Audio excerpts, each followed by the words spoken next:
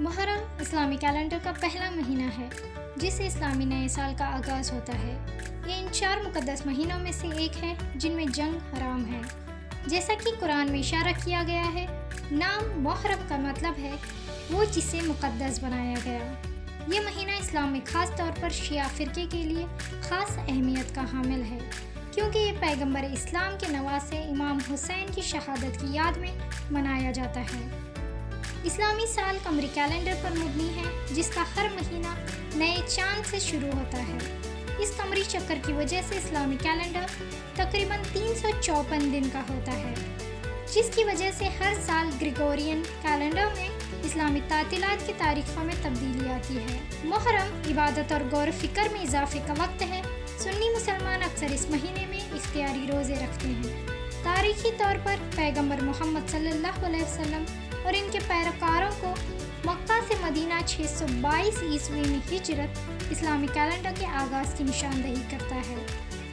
یہ ہجرت ابتدائی مسلمانوں کے لیے ایک اہم موڑ تھی، جنہیں اپنے توحیدی عقائد کی وجہ سے مکہ مکرمہ میں جبر کا سامنا کرنا پڑا۔ 10 محرم کا دن، جسے عاشورہ کہا جاتا ہے، خاص طور پر اہم ہے۔ یہ کئی اہم واقعات کی یاد دلاتا ہے، بشمول خدا نے موسیٰ علیہ السلام اور ان کے لوگوں کو فرعون سے بچانے کے لیے سمندر میں راستہ بنایا تھا۔ مسلمانوں کا عقیدہ ہے کہ عاشورہ کا روزہ موسیٰ علیہ السلام کی شکر گزاری کے لیے شروع کی گئی ایک روایت تھی، جسے بعد میں اسلام میں اپنایا گیا۔ رمضان کے فرض روزے قائد ہونے کے بعد عاشورہ کا روزہ اختیاری ہو گیا، لیکن انتہائی مستحب ہے۔ عاشورہ کے دن پیش آنے والے دیگر واقعات میں نوح علیہ السلام کی کشتی کا آرام کرنا، یونس علیہ السلام کا ویل مچھلی کے پیٹ سے نکلنا، ایوب علیہ السلام کا بیماری سے شفا اور آدم علیہ السلام کی توبہ کی قبولیت شامل ہے۔ شیعہ مسلمانوں کے لیے محرم امام حسین اور شہدائے کربلا کی شہادت پر سوگ منانے کا ایک اہم حصہ ہے۔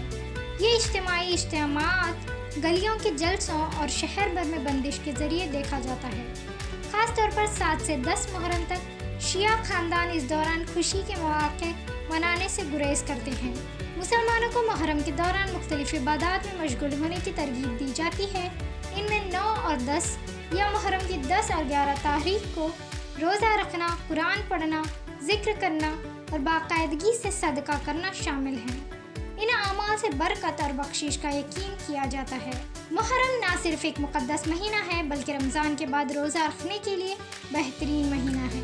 اسے اسلامی روایت میں خدا کا مہینہ بھی کہا جاتا ہے۔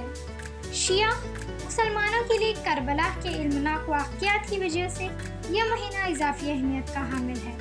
محرم کی فضیلت مسلمانوں کو اپنے ایمان کی تجدید اور روحانی نشو و نما کا موقع فراہم کرتی ہے۔